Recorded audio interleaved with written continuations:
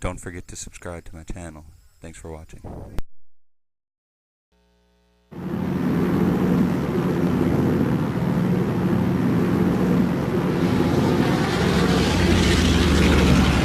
Operation Market Garden was a bold gamble to end the war before Christmas.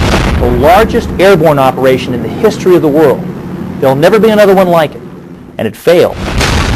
More soldiers died on the first day than the Americans have lost in the entire Iraq War.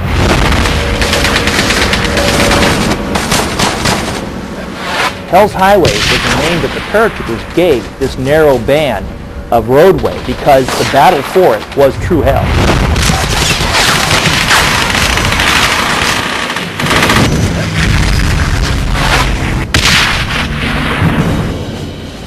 Why make a video game about a battle where the guys that you're becoming, the allies, lose? Why do that? Because of the strategic defeat, I think this is one of the most interesting stories. It's not your usual story where at the end there's a victory parade and everyone has patted each other on the back and said, wow, we did it. That kind of backdrop where things don't always work out makes for some very interesting opportunities for storytelling.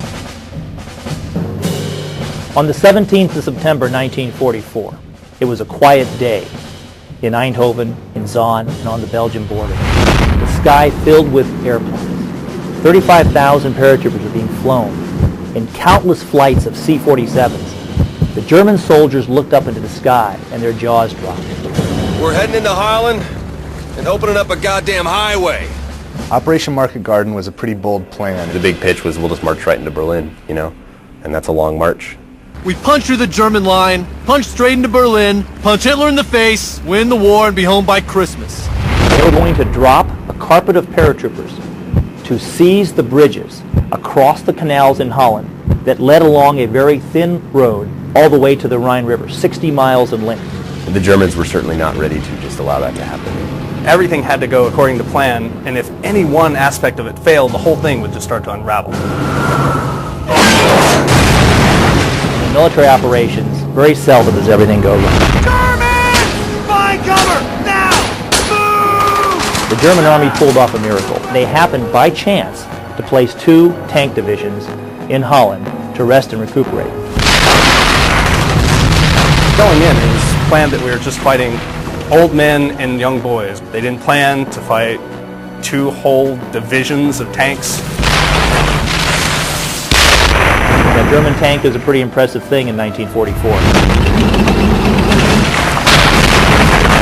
Between that and the weather and all the mist drops and the lack of reinforcement drops, just couldn't hold on to anything. This is Kick Off Blue! There's Jerry all over! We need support now! Not supplied, not equipped, starving, hungry, wet, cold, tired, and getting killed. Bob! Bob! Once the Germans understood what was going on, they immediately counterattacked. They surrounded the corridor and they crushed it. They were way behind enemy lines, they were outnumbered, the paratroopers were on their own.